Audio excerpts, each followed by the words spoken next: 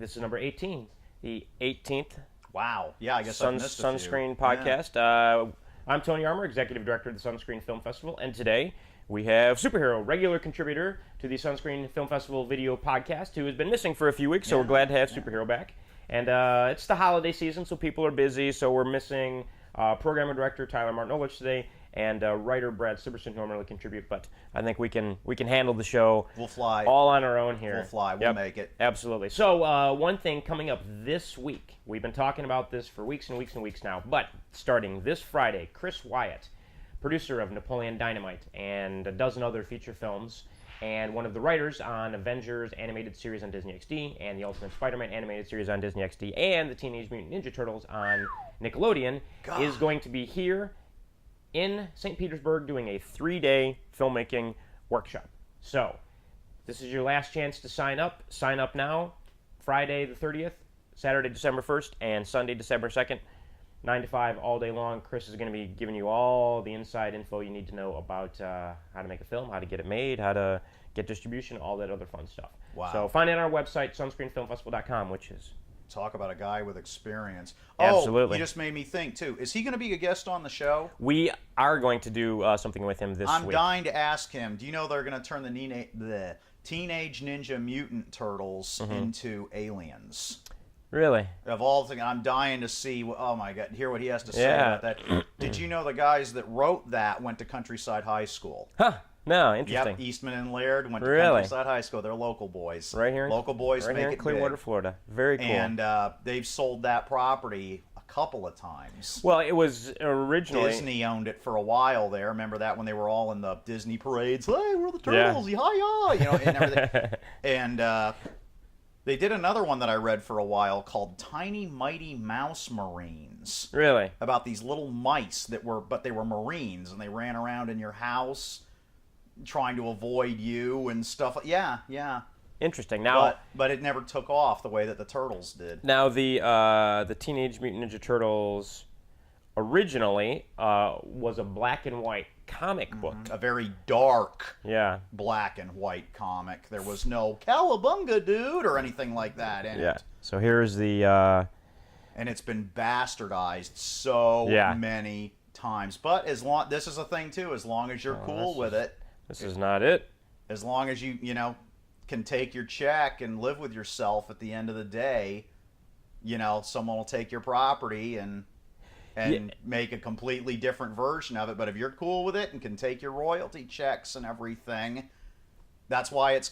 Patrick Wilson said that to us one time as one of the smartest things I ever heard in my life. He said, it's showbiz, not show art. Right. And he's absolutely right. That's... And these guys have taken something that they wrote that was originally very dark and emo and gothic and made a franchise out of it, basically. Yeah, all audiences can enjoy it. I mean, it's not... I mean, the original, they looked more like this, only even darker, and they eviscerated people and cut people to shreds. It was a bloody, violent, black and white comic book from the mid-1980s. Right, and then you get the movie with Vanilla Ice where they're going, go ninja, go ninja, go! They've done a million different facets, aspects, whatever. But if you stop and look at it, every cartoon and comic character's gone through that. Look at what Batman is now compared to what he was when Adam West did him. Absolutely. Compared to what he was in the 30s. Look at Superman. Now Superman's lost his trunks and wears armor. Why the hell does Superman need armor? Every comic book character or character that you come up with is going to go through that anyway. Yeah, whether it's animated, starts out as like a dark figure like this, that when it's a turtle with ninja swords, naturally kids are going to gravitate to it, even if it's a violent, The funny thing about that is, I noticed that too. Like you could stop and think about it in the movies. The Leonardo, I think, is the one with the swords. He breaks out the ninja swords, and you think, and there'd be blood all over the lens and everything. But every fight he'd get into in the movie, someone would kick him, and he'd go, "Oops," and drop the swords, and then start fighting without the swords and everything. Because I was wondering, how are they going to get around him eviscerating people? That's how they did it. Yeah, exactly. That's how they did it. But that's just it. Your property, if you, it's interesting. People can ask you to do different things and that kind of thing, and it all depends if you're willing to license your property. Yeah, and I wonder. I would assume, who knows, but the guys that created it, I wonder, they should still be getting a piece of the action. Oh, absolutely. Up till today. As a matter of fact, they're getting. That's why they were commenting. People are pissed at them. Oh yeah. Because they were saying, oh well, it's okay that they're turning the turtles into aliens and this kind of thing, and the whole mutagen thing is going to go away and everything. And from what I understand, don't quote me on this, but people found out that it was in their contract for their check to say how awesome it's going to be. Doesn't surprise me. Turning the turtles into aliens and that kind of thing. Well, you know what? If somebody was writing me a big check that's going to pay me for the rest of my life, Shink. I love it. I love it. What is it George Lucas just made? $4 billion. Billion. Greedo shoots first. Daffy Duck shoots first. I don't give a damn. Yeah. Give me the $4 billion. With a B. That's billion with a B. You couldn't spend that in your lifetime. And I don't know if people really realize. Because in today's society, you hear billion all the time. Thrown around all the time. Billion. Or the deficit, blah, blah, trillion, and blah, blah, blah, blah. Billion is a lot of money. Okay, like someone asked me a historical question the other day, because we were talking about how the population growth of the Earth. Yeah. Here's an interesting thing while we're talking about the billion numbers. I always thought if this was the Earth, that the population of the Earth grew like this from 40,000 years ago or 5,000 years ago until now. There were never more than 1 billion people on this planet, and then the 20th century hit, skashoom! And you've got 6 or 8 billion people on the planet now, and it's all because of pasteurization and immunization and sterilization and refrigeration and all of this. Lots of Asians. Yeah. But just technology in general after the Industrial Revolution, and then basically now the technological revolution. Right. Medical care is just leaps and bounds above what it used to be. Right. We said that. So someone said, well, because the Earth, they say the Earth is supposed to. I'm still on track here. The Earth said that. They said the Earth is supposed to hold about 2 billion people, and now it holds about 6 to 8 billion people. And they said, well, wouldn't a big war eliminate a bunch of people? And I said to them, this is where the billion comes in. 50 million people died in World War II. That is not spit in a bucket when you're talking about 1 billion. You still have 950 million people to go. To catch up. Right. So anyways, long convoluted story to get you back on track. George Lucas got $4 billion for the Star Wars franchise. Yeah, and the funny thing about $4 billion is I think Disney got a bargain. Yes. Absolutely. Because they will make $4 billion on the first 2 movies alone, not even including all of the toys and theme parks. And the last 3 were horrible, and nobody cared. They made $1 gazillion anyway. There's another. I throw gazillion around a lot when I don't know an exact number. But yeah, so nobody cared. Absolutely. Well, yeah, nobody cared, and now people are like, oh, Disney has it, and blah, blah, complain. And Tyler and I talked about this on the podcast before, but mouse ears on all the stormtroopers. Yeah. Well, you know what? The movies will white one and a black one. The movies will probably be better now. You know who's writing? One of the writers on the new ones is Lawrence Kasdan, who wrote Empire Strikes Back. Well, there you go. And I wonder if all these people that are complaining know that, because that was the strongest out of all the films. Absolutely. Yeah, that was the strongest out of all the films. It remains to be seen how it, but I guarantee they'll be better than the last 3 films. He must have been young. Yeah, I don't know how old when he wrote Empire, because that's 1980, isn't it? Yeah. Or he's old now. I guess I could look him up and we could see how old. Well, there you go. All these people that are whining. Well, they hired the guy that wrote Empire Strikes Back to write the next one. Now, I also heard that it's going to be a geriatric fest, which I would kind of like better. They're going to bring back Mark Hamill and Carrie Fisher and probably Harrison Ford and Billy Dee. I don't think anybody knows. I think there's a lot of speculation, and I think they're having fun. Okay, Lawrence Kasdan was born in 1949. Okay, so he's So- 20 years older than me, 21 years older than me. He would have been, well, basically, he would have been, he'd have been 31. He would have been 31 in 1980 when Empire Strikes Back came out, but obviously he didn't write it in Not 1980. only is he a writer, he's a seasoned writer now. He probably would have been writing Empire Strikes Back in his late 20s and the late 70s, basically. And he also wrote Raiders of the Lost Ark, Return of the Jedi, Well, there's another. Although Wyatt Earp, The Bodyguard. Is Jedi still considered to be the most expensive B movie ever made, or did one of the newer ones, take that title away from it? Because Jedi was considered to be the most expensive B movie ever made. I don't know if I mean, the movies are a lot more expensive now than they used to be. Well, so per capita, Cleopatra is still like the most expensive movie ever made. I mean, they used real gold and built a fleet and had entire armies, literal armies of extras in there. But per capita, I'm thinking, I always heard that Jedi was the most expensive B movie ever made. But I'm sorry, I know people are going to hate me for it, but the new ones are horrible. They are. They're horrible. So so Jedi can't be the most expensive B movie ever made. And since they now poured money into the new ones. Yeah. And Now they're worse. Now, for the audiences, you'll have to explain why it's a B movie. Oh, well, it's a B movie because it is not bad. It's not a bad film. It's a film that's so bad good. Right. Bad good. So bad it's good, bad good. Like, it's fun to watch. Like, it's like an Ed Wood film or something like that. But Ed Wood made movie. Roger Corman at his peak made 3 movies a week at $100,000 a movie. Right. And he was making bank off of that. But they're fun to watch. They engage you. They're good movies, even though they're dirt cheap. Right. Return of the Jedi is a good movie. It engages you. But it had a gazillion dollars thrown at it. Yeah. So that's why it's the most expensive B movie ever made. I've always heard that it was the most expensive B movie. There you go. But then the new ones came along with the guy with the red and the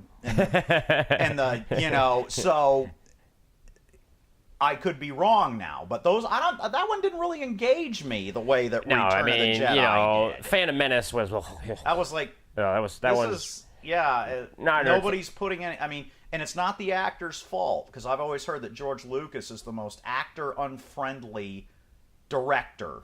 He sticks you in a green cube and hands you a stick and says, "Do this, you're fighting this guy." And the actor says, "Well, what's my motivation? Who is he with?" "I don't care, just do it." Yeah. That's literally what he's like. Yeah, there's some interviews with Carrie Fisher and Harrison Ford and Mark Hamill talking about the first Star Wars film, the original Star Wars from 1977, right? Where he's giving them direction, and he just, he's not a really verbal guy, and his direction would be faster, more intense. Thank God, faster, more intense for them that they had actual sets and practical effects. Oh yeah, and guns that were actual World War II era German and British firearms that they were firing blank cartridges through and things like that, and then just added the laser bolt over the top of it later and things like that, so they had something to work with. Yeah, that's the thing. Whereas the actors in the new ones had nothing. They're in a green cube with a green stick fighting an imaginary man. Like, there's even a scene in there, you see Christopher Lee, who's an excellent actor, and he's literally standing there doing this. Again, and then they genned everything, the background, the other guy, the everything in later. Yeah. Yeah, that as an actor or as a filmmaker, of course special effects and CGI have their place, but I wildly prefer practical effects over anything else. Models. Everyone beats Star Trek the motion picture to death, and it is visually the most beautiful. Yeah. And it's all models, all practical effects, all everything. Yeah, and we're talking about models. We're not talking about, they're using little, 6-inch things. Hanging it from a fishing Hey, pole. yeah, I mean, like I do in my videos. Right. Right, yeah. I mean, for effects, when you're talking about models, I mean, they are building, 6-foot-long Star Trek Enterprise. 12 foot long. There you go. I mean, and when you shoot something, and there are filmmakers today who do use models like that, and then of course use the special effects to enhance the model, so it's not something on a string. Right. Rather than creating everything in CGI, and you can see the difference. Oh, absolutely. Models have depth and shadowing and reality that CGI just does not have. Well, and now they're getting better. Yeah. I will admit, like I was going to say, the movie that I saw this week was Tintin. Karen's little nephews wanted to watch a movie, and they got Netflix and got Tintin, which I was surprised was very good. Yeah. It's very enjoyable. Absolutely. But it was CGI from beginning to end. Well, and actually, the interesting thing about Tintin, I was just pulling up Star Trek: The Motion Picture clip here, and I'll pull up Tintin next. The interesting thing about Tintin is Tintin was sort of the newest wave of things, sort of the same thing they did with Avatar, the whole motion capture, where they stick you in a room in a leotard like superhero, and they put all the little dots and all the little balls all over you, and you act and you move, and then the environment gets created around you. Not only does the environment get created around you, but they actually have it so that you can be sitting there watching the monitor, and the environment, the digital environment, the director can watch while the actor's standing right in front of you with a bunch of little black and white dots all over you. Here's something that I'm an authority on. Well, not an authority, but probably know a little self-proclaimed authority, at least. No, not even that. Not even that. I'm a daikaijuologist. When they did the Godzilla movie in 1998 here in America, it was motion capture. There was no guy in a suit. Right. And they had the two guys who played Godzilla at the time, Haru Nakajima and Ken Satsuma, come to the premiere of it in New York, and they sat there and they watched it, and Ken Satsuma got up and walked out of the theater. The guy, and that's because he's the younger guy. He played Godzilla in the 90s and the 80s. He was also the Smog Monster and Gigan for horror film or sci-fi film. And I said, ooh, the Smog Monster, and that kind of thing. Haru Nakajima's older. He was in The Seven Samurai. He was the guy that got killed in the... And he played Godzilla for the first 20 years, so he was more patient and sat there through the whole thing, whereas Ken Satsuma stormed off into the streets of New York and, said, why can't the real Godzilla come and destroy this theater right now? That was what he wanted. But what they both said was, you've taken his soul. Yeah. You've taken his heart. You've taken his... There's no man, so there's no soul. There's no... And Dean Devlin was like, he couldn't get it. He could not understand what they were telling him, which basically, I guess the bottom line of it is CGI and special effects and everything like that are good when they're used in their place. Right. Not when they're used for everything.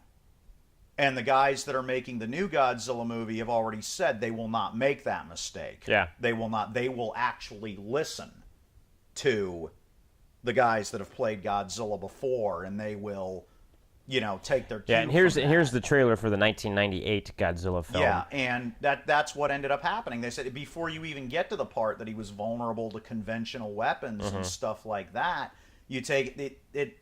There was no Godzilla. Well, there was no... And that's the whole fun. American Werewolf in London. That transformation scene won an Oscar. Yeah. And it's a practical effect. Right. It's Savisi? Or Rick Baker? Who did that? I don't know. Rick Baker sounds... right, okay. Sounds well, right. there you go again. Rick Baker. Big-time suit actor. Yeah. He played King Kong in the one in the 70s. He played Mighty Joe Young. And... he was the guy who killed King Kong in the biplane with the goggles on. Oh, interesting. Right. In the 76 version? No, in the newest one. Oh, really? In the newest one. He was the guy in the biplane that came after King Kong. That's cool. Right, but all suits. and he built the suits. I remember seeing him on the Mike Douglas show. He showed the inside of the head for Kong and then put it on and did the roar and the mouth moved. And yeah, everything. I mean, that was, just like, going back to Star Wars, Jabba the Hutt in cigars. Return of the Jedi. His smoking was actual smoking. There were guys inside of him with hoses, and while he smoked, they were puffing on cigars and blowing the smoke into tubes to make him smoke. Yeah, and that was a giant puppet, basically. Yeah. It had the eyelids moved and the eyes and the mouth, and it was all. And you know what?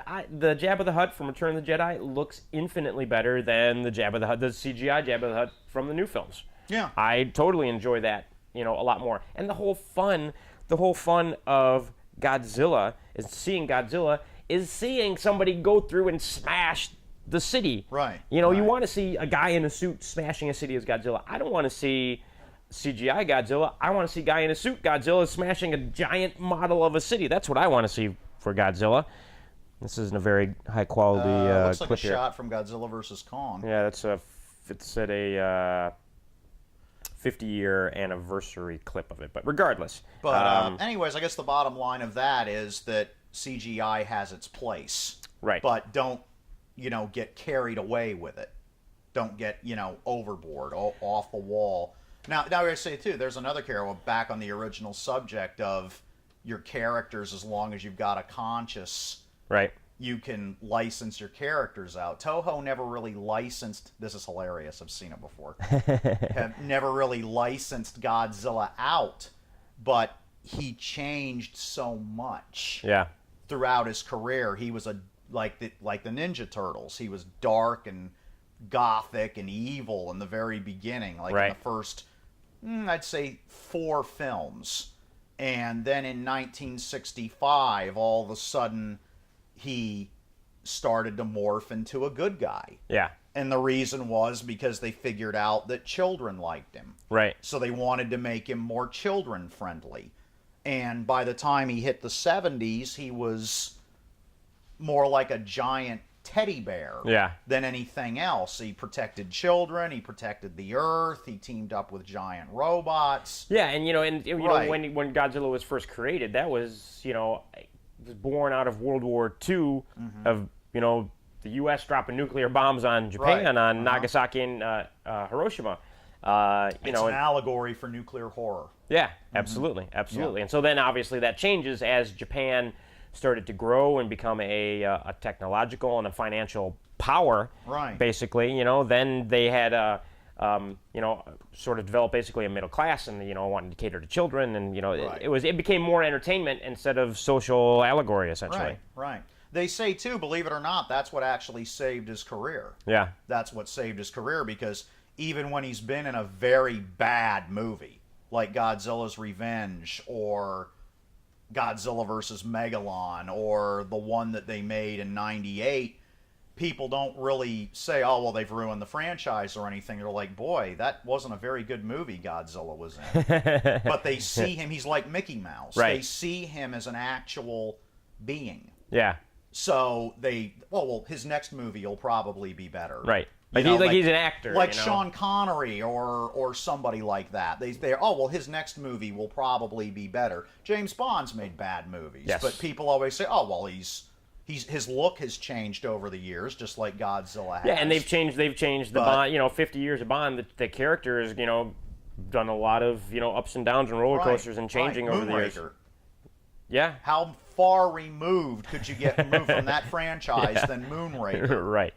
But people just went, okay, well, maybe his next one will be better, which it really wasn't. But, yeah, because the next one they went to was where he had no gadgets or gizmos or anything. Yeah, they went from Moonraker to For Your Eyes Only. I really like For Your Eyes Only, though. Really? Oh, really? yeah. Because that was always panned as one of the ones with the least amount of gadgets. Yeah, it didn't have as many gadgets, but I really liked that one. And, I maybe it's because, mid-'80s and seeing the films as a kid. See, this is a B movie. Yeah. But it's fun. I just spent a whole afternoon dusting shelves and dusting all my monsters and everything like that. So, and obviously, as you can see, there's a lot of, people love Godzilla, so there's a lot of Godzilla fan films with toys and stop motion and all kinds of all kinds of fun stuff out there. Now, the thing that maybe a lot of people don't remember is the Godzilla cartoon from the 80s. Oh, it's well remembered. Well, at least in the circle of fans. Yeah. Ted Cassidy did the roar. Oh, really? Yeah, Ted Cassidy did the roar. Yeah. Mm-hmm. And for those people who don't know who Ted Cassidy is, Lurch. there you go. Mm-hmm. Lurch. Yeah, Lurch. And he stepped in to play the bionic Bigfoot because I think Andre got hurt or he had a prior commitment. He had to go, actually I think he had to go wrestle, actually, or something like that. So he couldn't play the bionic Bigfoot Really? one time. And Ted Cassidy stepped in and played the Bionic Bigfoot that one time. The Bionic Man was a fun show, and they tried recently, sometime in the last several years, there's a little lurch for you, last several years There he is. to revive that and do the TV series all over again. You know, they did actually, it was just a few years ago, maybe 5 years ago, they did a Bionic Woman TV series. And Trisha Helfer was in that. Yeah, she was the original Bionic Woman, and she played a double agent psycho. Yeah. We were just talking about Yep. this. I saw an episode of Criminal Minds the other day where Trisha Helfer played a bank robber who would actually, as politely as I can possibly say, climax when a man would get shot. Literally, because on Criminal Minds it's all crazy villains and everything. And she had dark, short hair, and she just literally, when a guy would get killed, she loved it. And everything I've seen her in, she plays that same character in everything. Battlestar Galactica, everything. She plays that woman who's a misandrist, who just, like borderline sexual sadist. Right. type. Even her little guest starring roles in Burn Notice, That's what I was going to say. She was in Burn, same thing. A Bionic Woman, same thing. But she looks great doing it. Yeah. And this clip is not Trisha Helfer. This is the original Bionic Woman from the 70s. Lindsay Wagner. Where she's fighting some fembots here. So you still see her in infomercials and things like that. She still shows up, Lindsay Wagner. Matter of fact, last thing I saw her in, she was endorsing a Sleep Number bed or something like that. Really? Yeah, she still shows up. A lot of Home Shopping Network stuff. She probably shows up in the St. Pete area then if she's doing any of that Home Shopping Network stuff. We should invite her to the festival. Yeah, absolutely. That reminds me, I still want to invite Josh Berman. See if we can get Josh. Yeah, Berman that would be very cool. That would be cool. Josh Berman, who wrote the article that the superheroes documentary was turned into, and then who also wrote the article that got the film Argo made as well. Yep. Who rode down here in the front of Harrison Ford's Citation with him to get the article. Yeah. I don't know if I was supposed to say that or not. Interesting. Yeah. So why was Harrison Ford on his way to Florida? Was he just coming down for whatever? Who knows? And he just hopped. Probably has a house here and a house there and a house everywhere. And but yeah, Josh Berman is friends with his daughter and said, "Oh well, Dad's on his way to Florida. Do you want to hop a ride with him?" It's like, sure. Met him at the airport. Off they go on the Citation. And now tell the story a little. So Joshua Berman, who's a writer for Rolling Stone magazine, a freelance writer as well, is friends with Harrison Ford's daughter, but he didn't know that it was Harrison Ford. Is that correct? Or did he know that it was Harrison Ford? He knew it was Harrison Ford. Okay. When he met him at the airport. But he didn't know. I think he knew this girl for a long time before he knew that the dad was. Right. It's interesting to me now that I think about it. I wonder why his children, like Melanie Shatner. Mm-hmm. Of course, Melanie Shatner got into acting. She has a B following because she's Shatner's daughter, obviously, and does things for Sci-Fi Channel. I'm sure she's turned up in movies with Dean Cain and stuff like that on Sci-Fi Channel. How come Harrison Ford's kids have never gotten into acting? Yeah, it's interesting, and what's maybe I have no idea because I don't know him or the kids, but when his career started out, he should have never been like the superstar that he became. He was a carpenter at one point. And I was going to say, if I remember correctly, he took acting in college because it was an easy credit. Right. It's either him or Tommy Lee Jones that said that, but I think it was him who said he took acting in college because it was an easy credit. And I also heard this. Don't quote me on this one, but I heard that he said Apocalypse Now was what really got him noticed. Interesting. But he's hardly in Apocalypse Now. Yeah, maybe he's it was in it for a couple of minutes. Yeah, no, he's not in it long at all. He he has a few lines of dialogue, and I know the reason that they picked him for that was he was supposed to be an intelligence officer, and he has kind of that deadpan, this is what Colonel Kurtz is doing, type of voice that was well suited for that. But he had way more to do in American Graffiti and things like that. Well, American Graffiti is why he ended up in Star Wars, because of course he worked with George Lucas in American Graffiti. Right. And, that translates. Right place at the right time. Yeah. So there's a little Apocalypse Now for you. Yeah. Interesting. Actually, there's a quote, that I want to tell you here, Dale. I'm going to pull it up so I can read it off my phone so I can remember it exactly. Because we were just talking prior to the podcast starting about storytelling, about reading human interest stories in the newspaper and things like that. And people in general are fascinated by stories. They like stories about things. And so this quote is actually from Steve Sable, who just died recently. Steve Sable is the son of Ed Sable, who started NFL Films and basically is single-handedly responsible for turning the NFL into what it is today, because at the time, it was like newsreel type of highlight stuff. Here is the NFL up there, this guy gets the pass and he runs 12 yards for a touchdown, sort of thing. And Steve Sable and Ed Sable turned it into entertainment, close-ups of the hands in the dirt and steam coming off people's heads, and they added these theatrical soundtracks, and they were making films. They don't refer to it as sports highlight videos. No, they're making films. And he had a great quote that I really liked that I just heard the other day. Tell me a fact and I'll remember. Tell me the truth and I'll believe. Tell me a story and it'll live in my heart forever. So that's one of those things where sort of speaks to people, and that people like stories, and people like to hear stories and to be told stories and to watch stories on TV and films and everything else. And so I don't know why I brought that up, but it made me think of that quote when we were talking about reading human interest stories in the newspaper, and why is that so interesting? Why do people like these people just like stories in general?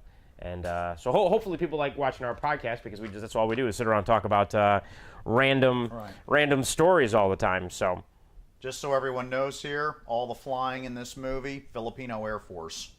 In Apocalypse Now. Mm-hmm. Filipino Air Force. And one of the things that slowed down production was a bunch of the helicopters were called away to go squash a rebellion up in the mountains, and then they came back and continued filming. That's funny. Mm-hmm. Yep. Interesting. So they had to take a break to squash a rebellion. If I remember correctly, that scene with the PBR where they bring it in and drop it from the chopper, fortunately for them, they filmed that last. Because when they dropped it, PBRs, Patrol Boat River, they're made out of plastic, and the engine broke through the bottom of it. Wow. When they dropped it, and the thing went straight to the bottom, and that was the end of it. So they're lucky they filmed that last. Speaking of helicopters, made me think to pull up a trailer, not the trailer, but the opening scene here for the 1980s TV series Airwolf. Yeah, we were talking about that a couple of days ago. Yeah, Airwolf. Or a couple of episodes ago, pardon me. Yeah, absolutely. So, helicopters are in an interesting sort of thing. I don't know what it was about the 1980s and helicopters, but you had the Airwolf TV series. It was the era of the helicopter. Yeah, and then you had Blue Thunder. Blue Thunder. The Blue Thunder. Well, let me you got it in reverse, brother. You had Blue Thunder, the movie, yeah. Airwolf, the show, and then Blue Thunder, the show. Yeah. Yeah. Yeah. Yeah. But, I would just watch an interview with the late Ernest Borgnine the other day, where this episode right here, the guy flying this plane that just got blown away, that was William Wyndham, Commodore Decker from Star Trek, The Doomsday Machine. Oh, really? He died about 2 months ago, I want to say, 2 or 3 months ago. But, it was the era of the helicopter for some reason. Yeah, and the weird thing about that too is that in all the the 1980s actiony TV series, you always saw the the Bell Ranger helicopters that were just, like the bad guys' helicopters. There was always, whether it was Airwolf or anything else, there was always a Bell Ranger helicopter that was like part of some sort of helicopter chase or whatever. It was like a staple. Even if it was a guy with an HK-91 hanging out the door shooting at a car that was going along with the heroes in it, or Magnum PI. They did it a bunch of times with TC's Hughes 500, Rick in the door with an Uzi. That's the other thing. One of the main characters in Magnum PI has a helicopter. So a helicopter is a main part of that TV show, and every TV show for some reason. Well, Bellisario liked helicopters. Yeah. You said so. He did Airwolf to get one, so he could buy a helicopter for himself. He liked helicopters. Yeah. He probably knew. Well, probably he's still around. He still has the #1 show. Yeah. On television right now, NCIS is a Bellisario show. So, now there's a guy who's been making TV for a long time. Long time. Yeah. And people, and that's something that I don't think people, back in the back in the 80s, you would see at the end of the the TV show that the Donald Bellisario, and everybody saw that name and knew this was a Bellisario show or whatever. With the lightning. Yeah, exactly. Yeah. And now it's not so, you don't see that so much anymore, where people know exactly who makes a show. Right. You know what I mean? They don't. Yeah. That's like people knew when Stephen J. Cannell died. Yeah. Now not so much anymore. Rather, you're right. Oh, it's on. Click, and they watch it. And I really don't want to know who made a lot of the crap. Because it'll make you angry. I'll punch him in the face. Yeah. Oh, thanks for Snooki. We really appreciate that. Thanks for Honey Boo Boo. Yeah, Donald Bellisario, who was born in 1935. The #1 show on TV, NCIS. Yep. Running for 208 episodes. JAG, which ran from 95 to 2005, which JAG is... Technically, it's the same thing, believe it or not. Yeah. Because NCIS is a spin-off of JAG. It is, exactly. And now NCIS has a spin-off with Chris O'Donnell and LL Cool J in it. Right. Like, what is it? NCIS Los Angeles or whatever. Or something like that. He also did Quantum Leap, which was quite a fun show back in the day. Still has a cult following. Yep. Magnum PI, which of course great, everybody loves.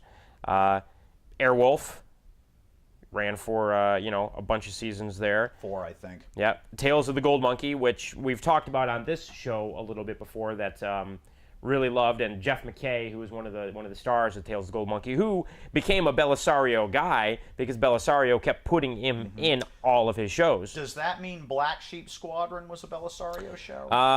Yes, it was. It was. Because Jeff McKay played French in there. He was one of the pilots. Yep. So Battlestar Galactica was a... He was in there, too. A Bellisario show, yep. And Galactica was a Bellisario show? That's what it says here in his... Assuming that IMDb was correct. Well, you know what? I knew it has him as Glenn Larson invented it. It has him as a writer. I should correct myself. He's a writer on the show. Just remember, that was one of the things. George Lucas, the more like I said, there's been a lot of lawsuits with him and everything over the years. He actually tried to sue Glenn Larson for saying that Battlestar Galactica was too much like Star Wars. And they got to court, and Glenn walked in with a script and went, whack! You know what that is, George? That's Adam's Ark. It's what Battlestar Galactica is, and I pitched it in 1968 when Star Trek was on the air. George was, oh, okay. And that was the, Yeah, Bellisario was a supervising producer on Battlestar Galactica. There you go. And a producer on Black Sheep Squadron. There you go. That's why. Oh, Larry Minetti was in there too. Yeah. They were both Viper pilots. So they went from Corsair pilots to Viper pilots to living in Hawaii. Yeah. Right. And so that's one of the things that good advice for an actor. If you hook up with the right guy, well, I mean, it's like striking oil. You never know, right? Yeah. It's like striking oil. You never know. You could work constantly if you just know the right guy when he's up and coming or something like that. Bruce Campbell knew Sam Raimi in college. Yeah, and he got lucky. Bruce Campbell got lucky there. Made his whole career out of that. This little pack of guys that always worked for Bellisario. Right. You know, they always worked for Bellisario in everything he did. I'm surprised that a few of them haven't turned up in it. Well, then again, they're probably retired now. Last I heard, Larry Manetti was like living in Hawaii. Probably. Like after Magnum PI, he didn't need to work anymore or something like that. And I think John Hillerman retired there too, didn't he? No, John Hillerman was living... Went back to Texas? I think he's living in Texas because when I was... and we told this story before on one of the previous episodes, so pardon us if we tell it again. Jeff McKay, who was also in Magnum PI, was buddies with John Hillerman, who played Higgins on Magnum. We were on set one day, and he's like, "You want to talk to him?" And he just dialed him up and put him on speakerphone and sat there and chatted with Hillerman, Wow. which was a fun kind of thing. You know, it was a random sort of thing, being a huge Magnum PI fan as a kid growing up, and then years later as an adult, you're sitting there on set with an actor who was in Magnum PI, and he's like, "Oh yeah, I can get Higgins on the phone if you want." And he calls up Higgins, and you sit there and you have a conversation with Higgins while you're waiting for your scene to be shot or whatever. That's awesome. So that was a fun thing. But going back to, you want to get in with because directors, producers, they like to work with the same people. If they like you, they want to continue to work with you. If you become friends with them, they want to continue to work with you. And then going on top of that, there are reasons that they will like you. They will like you if you're a professional. Right. If you don't act like a head case and a lunatic, and you show up on time, you do your job, you're nice to the cast, you're nice to the crew. I show up on time. I've done homework on whatever I'm supposed to be playing. I do what I'm supposed to do. Yeah, just be prepared, be professional. If I'm going to offer something, I always shoot what I'm told to shoot and then say, maybe it would work better if you did a few takes of me saying this. That's about as far out of line as I've ever gotten. Yeah, and honestly, because you don't want to be labeled as hard to work with. No. Once you're labeled as hard to work with, you're done. Well, Val Kilmer didn't work for years after that Batman movie that he made. Yeah. Which was really the best of that series of Batman films. And I remember he even said, somehow I got labeled as hard to work with, and I don't know how. But that's, yeah. Val Kilmer's an interesting actor over the years. He's done a lot of stuff. There was a Val Kilmer movie that I really liked that was a lot of fun. There's our timer showing that we are close to being done with the show here. I remember I was working on that one. Matter of fact, it was Waste of Space. And even reading the script where I was the space pirate, I was like, I can't remember exactly now, but this line doesn't work. Yeah. This line doesn't work. My brother says something to me, and then I say something back, and this line doesn't work. So while we were actually in the spaceship set, I pointed out to Tom, the guy that was making the film, the executive producer, I did a few takes of it the way that they wanted, and then I said, Tom, I think it might work better if I said it this way. Would you like a few takes of that? He's like, yeah.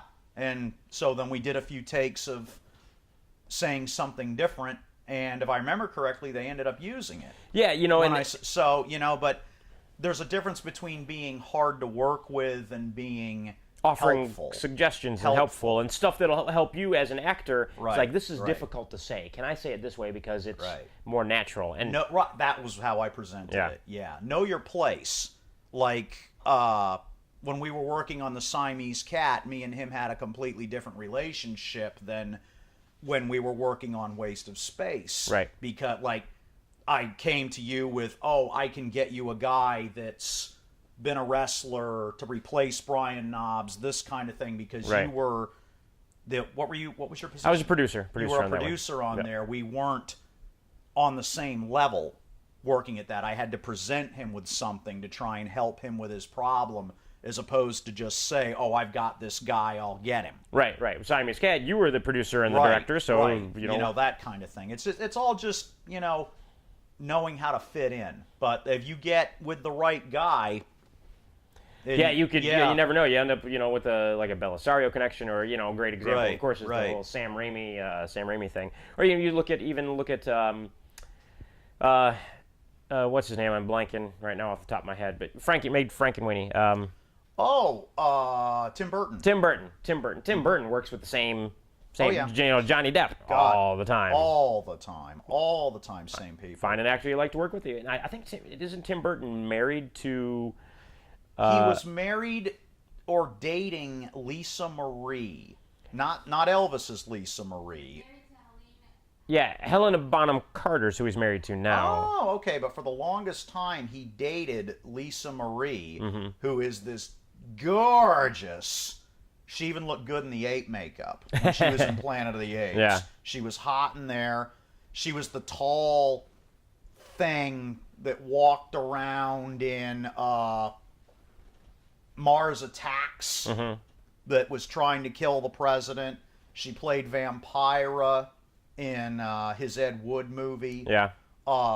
Just drop dead gorgeous, but she worked for him. I think she still does occasionally, even though they're not dating or anything now.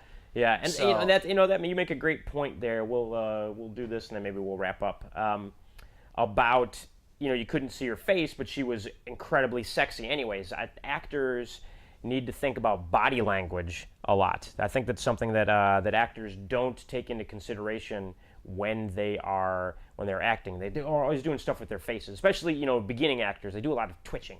There's a lot of face twitching going on, trying to, convey that emotion. And studying body language and how people how their body language is in certain situations, sitting just in public and watching people's body language and seeing how people walk and how people talk to each other and how they react in social situations when someone has a higher status than they do and things like that. Studying that body language is a great thing for actors to know as well. That helps convey the emotion sometimes a lot more than facial expressions. 3 things that, like you said, especially, we're back to the Godzilla thing again. The 2 different guys that played Godzilla, one spent a lot of time studying animals at the zoo, and he was very broad and expansive and everything when he played Godzilla. The next guy was a samurai and a porn star, Ken Satsuma, but his Godzilla was much tighter and hooked monsters, like he was doing crane grabs and stuff like that, like martial arts and that kind of thing. The guy that's considered to be the best Jason Voorhees of all times is Kane Hodder, who's also a prison guard, but he projects through the mask. Right. He gets up in the sewer and he's just oozing kill, even though you can't see his face. Right. And whereas a lot of the other guys that have played him, they're just guys that walk from point A to point B and that kind of thing, whereas Kane Hodder projects.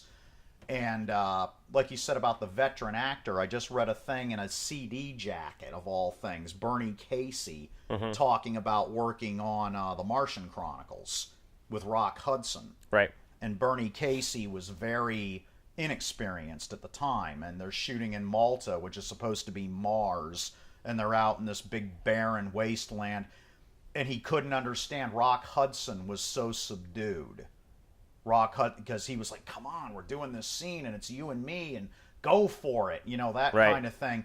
And it irritated him, actually, that Rock was so, saying children playing on their lawn the way that children are. The Martians wouldn't mind as well. And Bernie Casey wanted him to go, and he wouldn't do it, and it irritated him. And then later, when he finally saw The Martian Chronicles on TV, he saw how much better Rock came across with the less is more. Sure. Less is more, I guess, is basically. But Rock was so experienced at the time compared to Bernie Casey. Yeah. And Bernie Casey got it after he saw it on TV. Well, and less is more has been sort of a, the way that the acting styles have gone over the last, 50 years or whatever. Unless you're me. Yeah. Unless you're a superhero. But that's all the characters. He's not a big fan of less is more. More is more. More is more. Over the top. Project. Through the screen. Well, I think that is going to wrap us up for the 18th podcast here. We are now legal to vote here at the podcast. All right. Not legal to drink yet. No, not yet. A few more episodes here. So thanks for joining us, and I guess we will see you next week.